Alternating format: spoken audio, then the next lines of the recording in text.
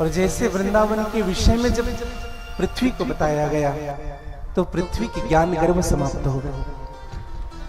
सुखदेव जी महाराज कहते हैं कि परीक्षित ब्रह्मा जी के एक और पुत्र हुए जिनका नाम हुआ करदम, और इसी करदम का विवाह देवहूति के साथ किया गया। निवेदन करूं आप सबसे, स्वयं मनु की 3 पुत्री और 2 पुत्र हुए। ब्रह्मा जी के पुत्र हुए स्वयं मनु, ब्रह्मा जी से मनु की उत्पत्ति हुई स्वयं मनु के, और इनसे 3 पुत्री 2 पुत्र हुए। 3 पुत्री आकृति, देवहूति और प्रसूति, 2 पुत्र हुए प्रियव्रत और उत्तानपाद। निवेदन करो, तो देवहूति का विवाह करदम ऋषि के साथ किया गया। करदम ऋषि कौन? जो विवाह नहीं करना चाहते थे। ब्रह्मा जी ने समझाया, पुत्र सबसे पहले ब्रह्मचर्य व्रत का पालन करो, फिर गृहस्थ जीवन बिताओ, फिर बाद में संन्यास ले लो। देखो, जीवन के 3 नियम हमारे भी होने चाहिए। सबसे पहले ब्रह्मचर्य व्रत का पालन हो, फिर हम गृहस्थ में प्रवेश करें, फिर संन्यास लें। ऐसा नहीं कि हम, ठीक है, मैं ये नहीं कहता कि संन्यास लेना गलत नहीं है, लेकिन माँ बाप की सेवा करना संन्यास से बड़ी पूजा है भगवान की। अगर माता पिता आपके साथ है तो प्रयास करिए, अपने माता पिता के पास रहिए, और माँ बाप के साथ रहकर ही भगवत प्राप्ति करिए। हाँ, मंदिर मस्जिद गिरजा घर में मिलते नहीं भगवान, जिन्होंने हमें पाला पोसा ईश्वर से भी महान। माँ बाप की सेवा कर लीजिएगा भैया जीवन में, इनसे वंचित मत रहिएगा कभी, क्योंकि ये संसार के ऐसे प्रसाद हैं, ऐसे आशीर्वाद हैं जो आपको और नहीं प्राप्त हो सकते जीवन में कभी। माता और पिता अगर आपके साथ है ना, तो आप सबसे बड़े धनवान हैं।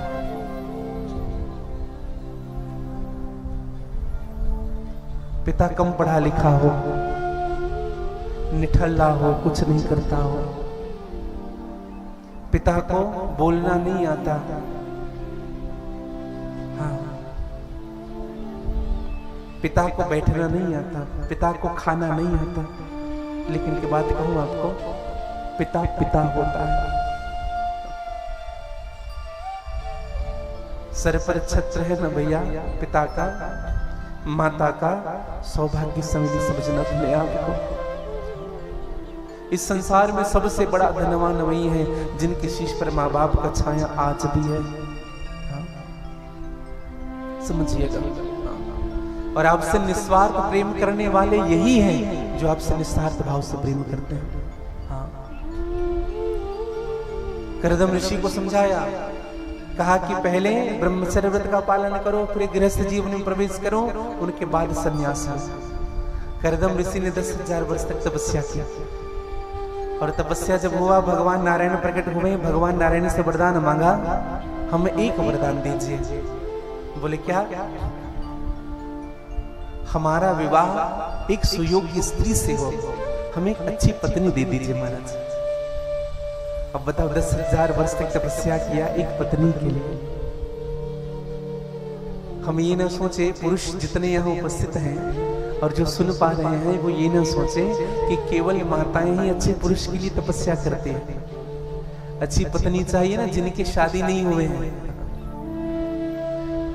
माता पार्वती और भगवान शिव शंकर की उपासना करना प्रारंभ कर दीजिएगा। हाँ, समझिएगा। हाँ। तो करदम ऋषि 10,000 वर्ष तक तपस्या किया। एक और शर्त रख दी करदम ऋषि ने, कहा कि प्रभु एक प्रार्थना है आपसे, आप मेरे पुत्र बनकर के आएंगे तभी मैं शादी करूंगा। क्या कहा? आप मेरे पुत्र बनकर के आएंगे। और दर्शन करिएगा, जब देवहूति का विवाह करने के लिए जब स्वामी मनु ने कहा कि बेटी तुम्हारा विवाह होगा एक योग्य पुरुष से, देवहूति ने कहा पिताजी आप मेरे लिए वर ढूंढेंगे तो कोई गलत नहीं ढूंढेंगे, आप पर मुझे भरोसा है।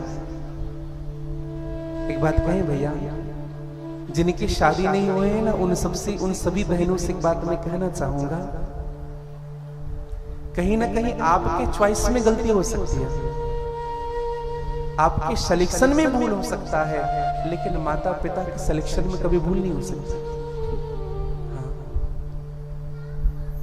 और मेरी एक विशेष प्रार्थना रहेगी सभी सनातनी बेटियों से, कैसी भी परिस्थिति हो जाए अपने घर में, अपने परिवार में, अपने जीवन में, कभी भी ना दूसरे धर्म में शादी मत करना, दूसरे धर्म को स्वीकार मत करना कभी। आज संकल्प लीजिएगा, अपने पिता को ना नरक मत भेजना कभी। शास्त्र कहता है जो पिता कन्यादान नहीं करता है ना, वो पिता नरक जाता है। और आजकल की दशा क्या है, आजकल के युवा भाई बहन 4 दिन की यारी प्यारी के चक्कर में अपने माँ बाप को भूल जाते हैं, अपने माँ बाप से दूर हो जाते हैं। समझिएगा, 20 साल का प्रेम, 22 साल 25 साल का प्रेम, 20 दिन के प्रेम भारी पड़ गया उसे। माँ बाप से कभी दूर मत रहिएगा जीवन में कभी। माँ बाप ही साथ दे सकते हैं आपको, माँ बाप ही आपके सब कुछ है। देहूती मैया ने विवाह के लिए प्रस्ताव जब रखा, उन्होंने हामी भर दी। अच्छा विचार करिएगा, शास्त्र लिखता है कि देहूती इतनी सुंदर थी, इतनी सुंदर थी कि कभी कभी स्वर्ग से देवता अपना विमान लेकर के जब गुजरते थे, दृष्टि देहूती पर पड़ती थी तो विमान लड़खड़ाने नहीं लगता था उनका, इतनी सुंदर थी मेनका, रंभा। मैंने संतों से सुना है कभी कभी माँ लक्ष्मी, माँ पार्वती, माँ ब्रह्माणी, सरस्वती को भी द्वेष होने लगता था देहूती से, इतनी सुंदर थी देहूती। और जब उनका विवाह किया गया ना भैया करदम ऋषि से, तो देहूती ने अपने पति को देखा भी नहीं था। आजकल जब विवाह होता है ना, तो जब विवाह होती है, जैसे कोई लड़की देखने के लिए जाए, अपने पुत्र से कहेगा बेटा हम लड़की देखने जा रहे हैं, कहा पिताजी ध्यान रखना हम 6 फुट के हैं, 5.5 फुट होना ही चाहिए। ऐसा ही प्रश्न होता है, ऐसा होना चाहिए, वैसा होना चाहिए, बहुत सारे कंडीशंस रखते हैं। एक बात कहूं आपको, आप योग्य बन करके देखिए, आपको सुयोग्य पत्नी मिलेगी। अपने आप में योग्यता बढ़ाइए, जरूर सुयोग्य पत्नी मिलेगी। एक हमारे शिष्य हैं, हम नाम नहीं बताएंगे, वो कह रहे थे गुरुजी सर्विस वाली बेटी चाहिए, गवर्नमेंट सर्विस हो थोड़ा, और बहुत सारी चीजें बताई, कहा बोले सुंदर हो, गवर्नमेंट सर्विस हो, सुशील हो, सब चीज। हमने कहा लड़का क्या करता है, बोले कुछ नहीं करता है बस। हमने कहा कुछ नहीं करता है, सर्विस वाली बेटी चाहिए। अरे योग्यता उनको बढ़ाने बोलो, खुद ब खुद मिल जाएंगे। निवेदन करूंगा, सुंदरता नहीं देखी। मेरी बहनों से प्रार्थना है जिनके विवाह नहीं हुए, 10,000 20,000 कम कमाता है पति चलेगा, चित्रवान नहीं हो तो चलेगा, लेकिन उनका चरित्रवान होना जरूरी है। शराब ना पिए, बुरी आचरण ना हो, समझिए। ज्यादा सुंदर ना हो तो भी चला लेना मेरे भाई बहन, स्वभाव अच्छा होना चाहिए उनका। हम केवल चमड़ी देखते हैं, केवल सुंदरता देखते हैं, और उसी में जीवन भर नहीं चलता भैया ये चीज। अच्छा एक बात बताइए, करदम ऋषि ने 10,000 वर्ष तक तपस्या की, पूरे शरीर में बाल आ गए थे करदम ऋषि, पूरे शरीर में। अच्छा एक उदाहरण आप सबको दे, कोविड के समय में हमने देखा है लोग 2-2 4-4 महीने 6-6 महीने तक दाढ़ी नहीं बनाते थे। क्या दाढ़ी आती थी उनकी? कोविड के समय की स्थिति क्या थी? पुरुष लोग जब सेविंग नहीं कराते थे, दाढ़ी नहीं बनाते थे, बाल नहीं छटवाते थे, एक बार हम पावर हाउस बाजार चले गए सब्जी लेने के लिए, अग्रवाल जी। हमें ऐसा लगने लगा सब ऋषि मुनि महात्मा घूम रहे हैं कोविड के समय। देखने से ऐसा ही लगता था। और माताओं की बात हम नहीं करेंगे,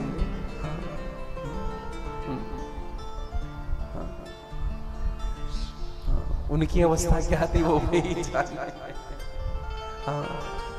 तो मैं निवेदन करूं, दशा क्या है जीवन में, संस्कार देखा गया। और एक घटना बताऊं मैं आपको, जब देवहूति के साथ विवाह हुआ है करदम ऋषि का, देवहूति को करदम ऋषि अपने कुटिया लेकर के चले गए, तो करदम ऋषि जैसे प्रवेश किए देवहूति को, एक परंपरा होती है, कलश को पैर में मार के अंदर प्रवेश किया जाता है। ये परंपरा है, कहीं नहीं लिखा है ऐसी परंपरा। हाँ, ये रीति उचित नहीं लगती सनातन की। आजकल लोग फैशन हो गया, कलश को रखते हैं सामने। हमने कई फिल्मों में देखा है, आपने भी देखा होगा, फिल्मों में ऐसे कलश को पैर से मार करके अंदर प्रवेश करते हैं, देखा होगा कहीं कहीं। ये अनुचित है। कुछ कुछ चीजें ना फिल्मों तक ही ठीक लगती है, उनको अपने निज जीवन में, अपने निज संस्कार में उतारने का प्रयास मत करिएगा। एक जगह हमने देखा, एक जगह हम शादी में गए थे, तो जिस दिन वो दुल्हन आने लगी तो कहा गुरुदेव जी वो आपका पहले प्रणाम करेगी, आप आइएगा। तो हम उस दिन उसी क्षेत्र में थे, तो हम उस बेटी के विवाह में गए थे। तो जब सामने कलश रखा गया तो बेटी ने कलश का प्रणाम किया और उस कलश को अपने शीश पर धारण किया, फिर घर में प्रवेश किया, पैर से नहीं मारा। ये परंपरा हमें सीखनी पड़ेगी। जब देवहूति को अंदर प्रवेश कराया करदम ऋषि ने, तो देवहूति ने देखा क्या, 100 घोंसले ऊपर जब दृष्टि पड़ी तो 100 घोंसले हैं पक्षी के। देवहूति ने कहा स्वामी ये घोंसले को आपने हटाया नहीं? करदम ऋषि ने कहा कि देवी ये जितने पक्षी है ना, इस आश्रम को ही अपना घर समझती हैं।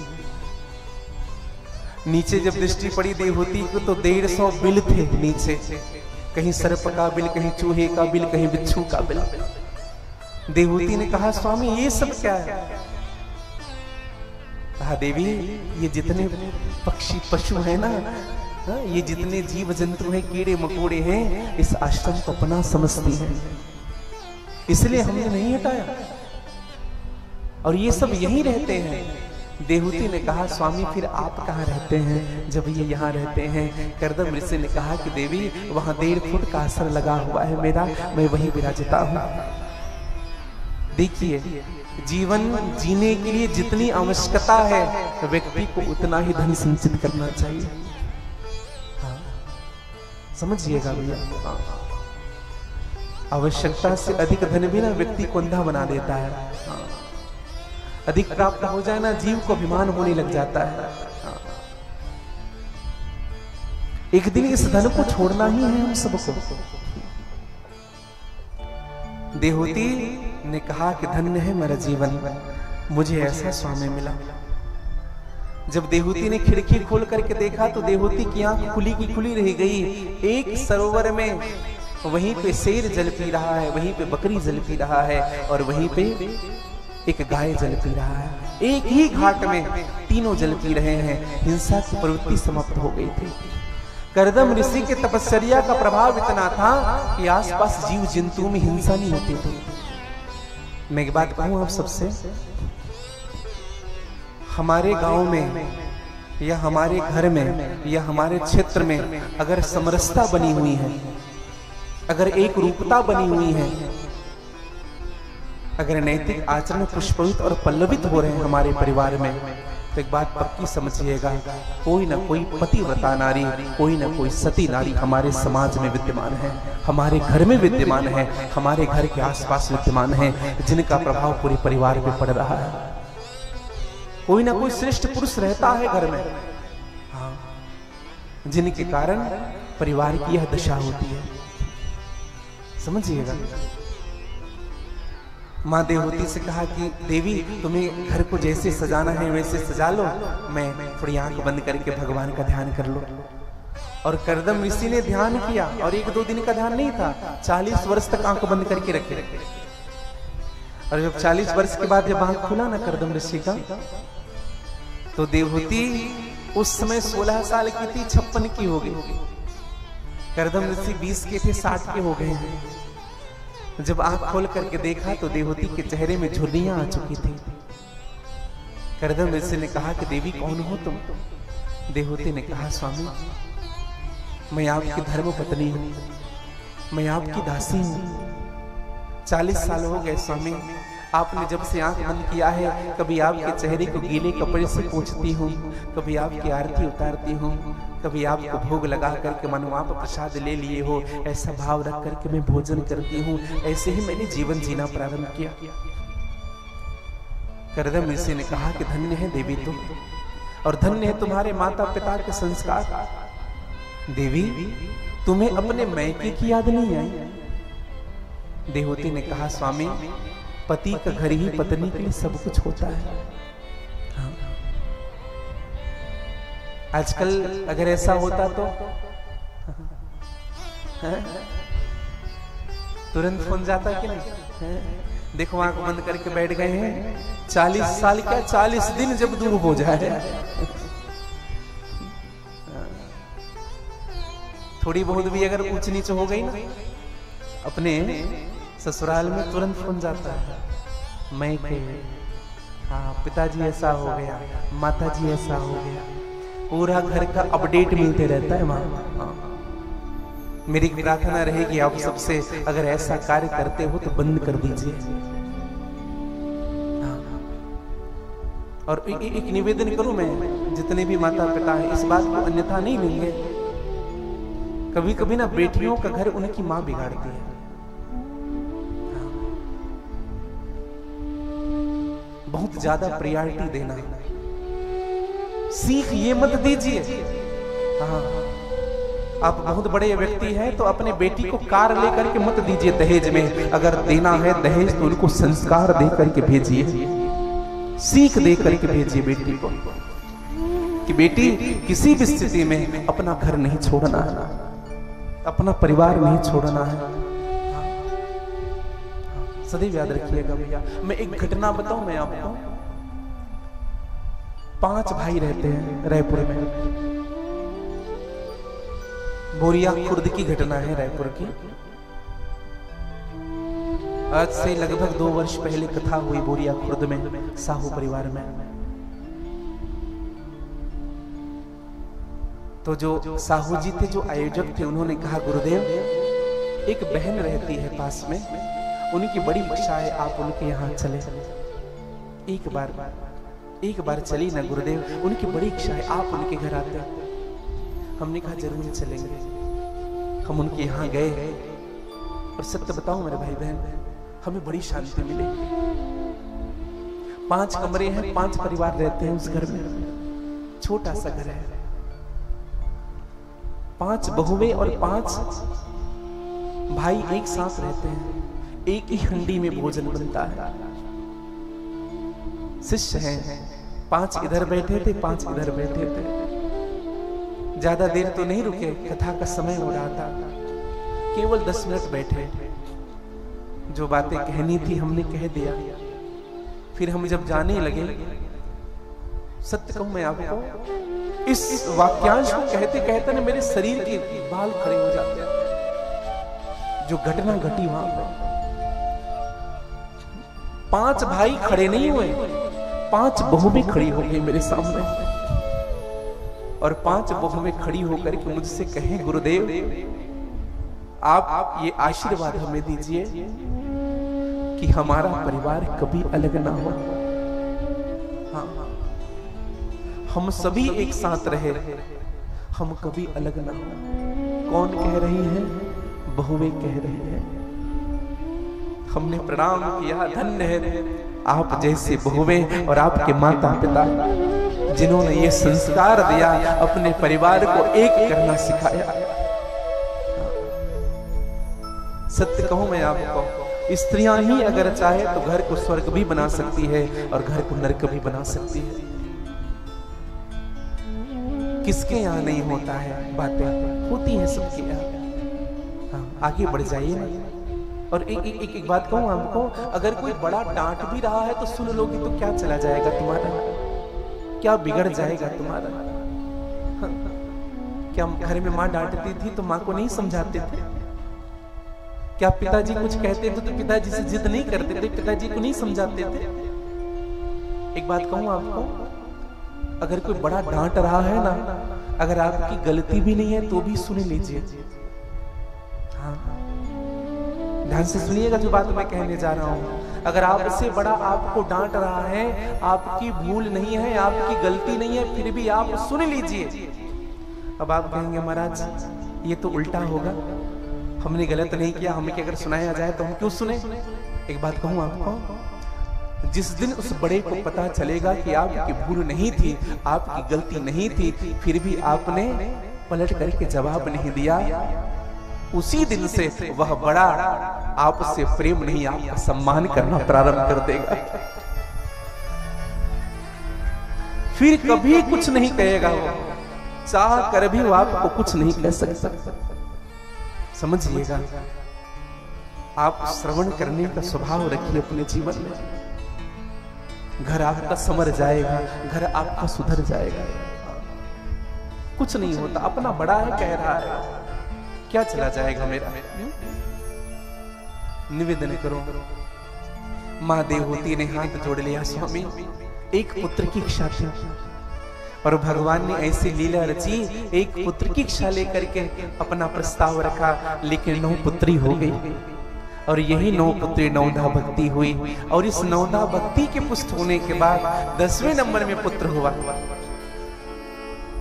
जिनका नाम भगवान कपिल नारायण पड़ा। बोली कपिल नारायण भगवान की। और यही कपिल नारायण भगवान हैं जिन्होंने अपनी मां को सांख्य शास्त्र का उपदेश किया, गर्भ ज्ञान सिखाया। सुखदेव जी महाराज कहते हैं कि परीक्षित, आकृति का विवाह हुआ रुचि प्रजापति के साथ, जिनसे यज्ञ नारायण भगवान का जन्म हुआ। बोले यज्ञ नारायण भगवान की जय। और प्रसूति का विवाह हुआ है दक्ष प्रजापति के साथ। इनकी 13 पत्नियां, दक्ष प्रजापति की 16 पुत्री हुई, जिनमें 13 पुत्री का विवाह धर्म के साथ कर दिया गया था। धर्म की जो मूर्ति नाम की जो पत्नी हुई, उन्हीं से भगवान नर नारायण का जन्म हुआ। बोले नर नारायण भगवान की जय। और 3 पुत्री बच गई, सती, स्वधा और स्वाहा।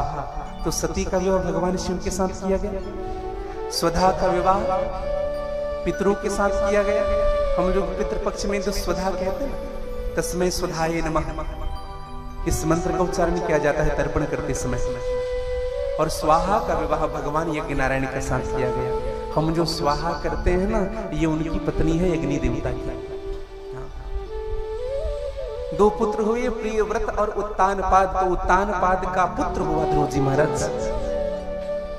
उत्तानपाद की 2 पत्नी हुई, सुरुचि और सुनीति। हाँ देखो, नाम भले ही एक है, राशि एक है, लेकिन दोनों का स्वभाव अलग था। जैसे रावण और राम की राशि भी एक थी, स्वभाव अलग था। कंस और कृष्ण की भी राशि एक है, स्वभाव अलग है। कभी कभी हमें तो ऐसा लगता है डॉक्टर और डाकू की भी राशि एक होती है। दोनों में अंतर क्या होता है बताएं आपको? डाकू के नाम के सामने कुख्यात लिखा जाता है, डॉक्टर के नाम के सामने प्रख्यात लिखा जाता है। अच्छा, दोनों मुंह ढक करके आते हैं डॉक्टर साहब।